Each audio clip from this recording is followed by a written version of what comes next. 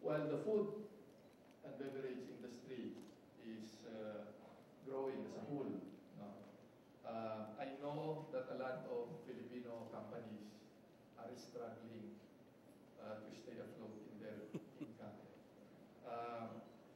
because of various reasons, and then most of them will be operating costs. No, I don't know if the Filipino companies, mostly the SMEs, are competitive or not. So my question really is, are there government programs or support to address this problem? I think you can see it in Philippine growers or processors also. Not the small ones, maybe the big ones who group together, okay lang, but the independent ones or the smaller ones, they're facing a difficulty. Maybe siguro they have to band together, I don't really know. No? And also, what can be done as an industry? What can we do? No? Thank you.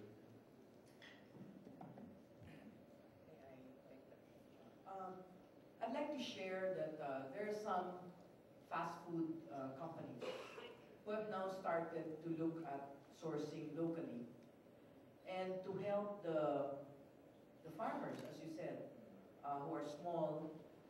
There is such a thing as clustering. So there is a method where NGOs like Catholic Relief Services, I can put you in touch with them if you're interested. They cluster the farmers so that the farmers are consolidated, so that they get better prices, and then they get, their prices become attractive to the buyer. For example, onions. It's so easy to import onions, right, from China. That's a big debate from that we're getting all these Chinese onions.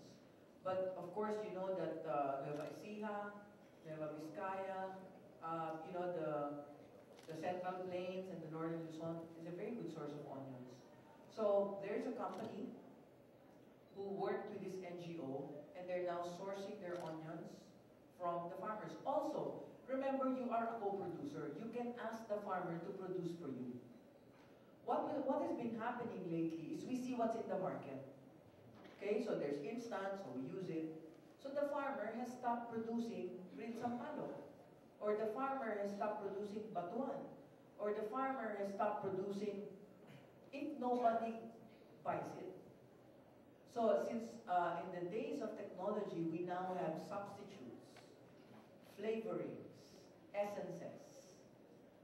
We are not helping the farmer to produce what we really need. The farmer will listen if we tell him, her, what we need. So you are a co-producer. Don't take it all na, wala kasi, walang available dito. You know?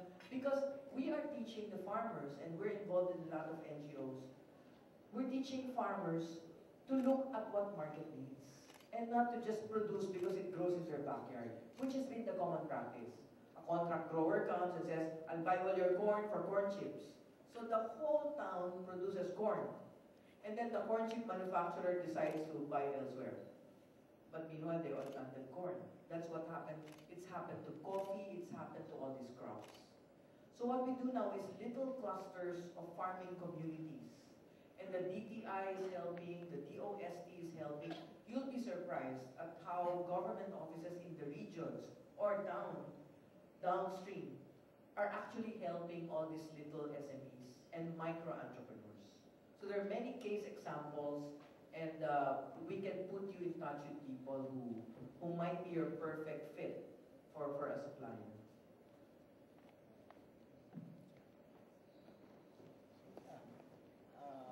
In terms of assistance to the entrepreneurs, especially the small and medium enterprises, Ms. Wan said the DTI is promoting that. And our provincial and regional offices are in close contact with all of these small entrepreneurs. In our part, the Board of Investments, if SMEs will go into business and will have, try to register, we are easing up the requirements. We are not We are providing them with the simple studies that have to be prepared. We are not charging them for application fee. The reporting requirement is very simple because we want that these small enterprises grow. That's how on our part we are assisting these SMEs. Well, from the environment point of view, the National Eco-Living Program was put together then by the government and the private sector primarily to assist the SMEs in terms of competitiveness, because in the past, especially when you are exporting products, it becomes a requirement. Now, when the SMEs would engage in getting an ISO 14,000 certified, it's a cause of an arm and a leg. So what we did is actually we came up with this kind of program primarily to support the SMEs. And in the upward trend, if you notice that going through with the climate change and carbon footprint, and then the local production could be an edge, because we can provide prime prices for these products as well. And in the food supply chain, we're looking at the food mile aspect as one of the things that probably we can also include in the standards. And with this kind of initiative incorporating environment, definitely the indigenous one has the competitive edge.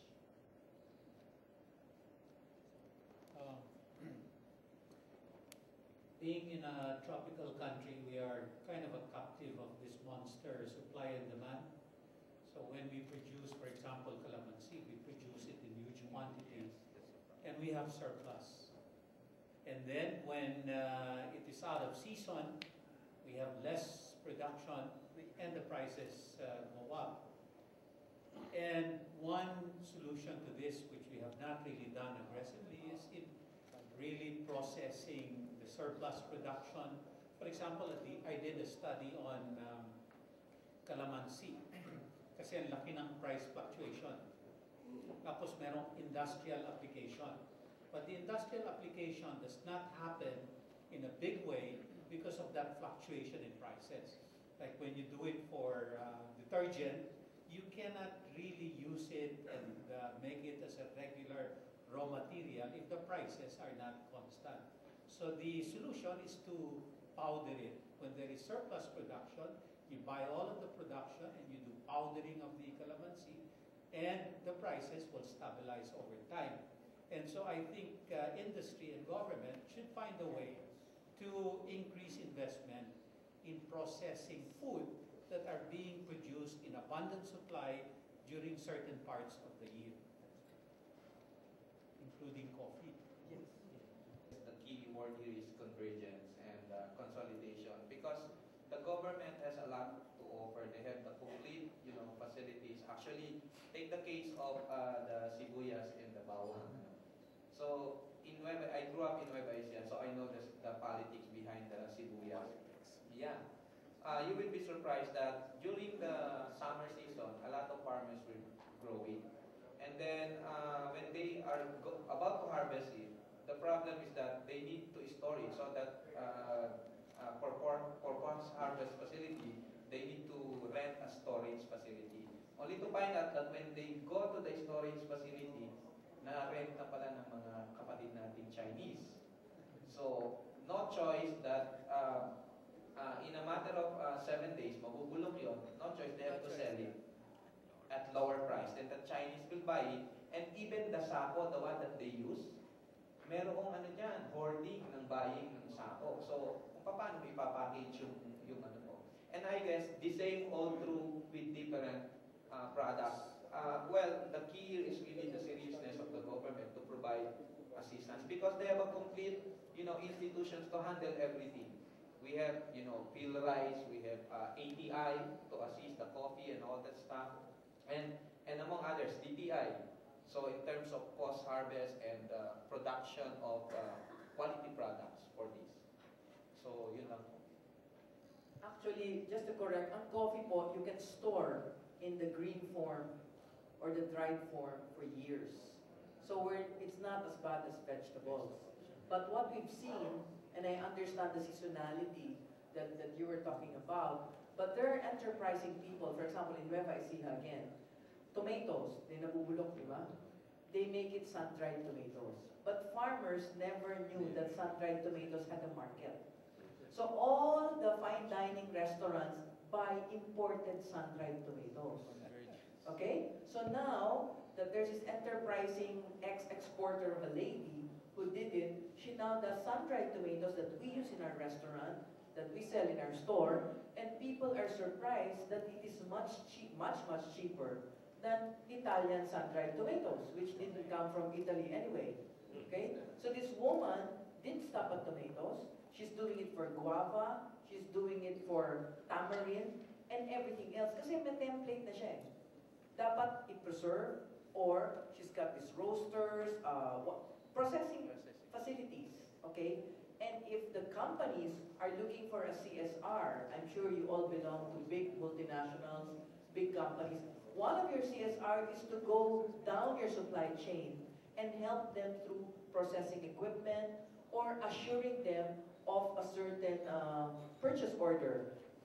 Of course, we have to make good. If you have to be a good purchaser or supply chain executive, you have to buy a your costs must be very efficient.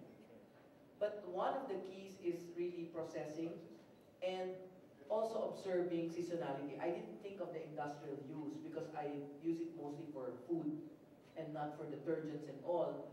But I think if we buy local, then we pull the farmer to continue producing. If we stop eating local, there will come a day that everything you're going to eat is going to be imported. Hopefully not from China with all the Well, even before. And what did we call this before? This is reverse marketing. So it is encouraging suppliers to develop products and or services that we need that they do not to buy. And this is not a new concept, it's just applying it to the industry, the food, the basic raw materials that we can buy from the local market.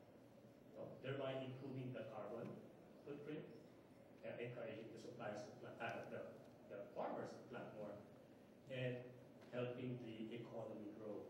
By the way, GDP in most developed countries, agriculture contributes a big chunk. In the Philippines, agriculture is not contributing as much. I have a question for Mr. Nick, Dr. Nick Mantanilla. I was surprised when he presented that the components of the national domestic product manufacturing is a barely third of the total contribution. Can you elaborate on that? And PISM and PISM are looking at three sectors, actually, three industries: services, retail, wholesale, and manufacturing. When we look at the gross value added, manufacturing of the three would still contribute the biggest at 37%. But services is now at 33% and growing. And pretty soon, because our manufacturing industry is really very weak, pretty soon the services will be will overtake manufacturing sector, and we become a service country rather than a manufacturing country, which is sad because we need manufacturing as an engine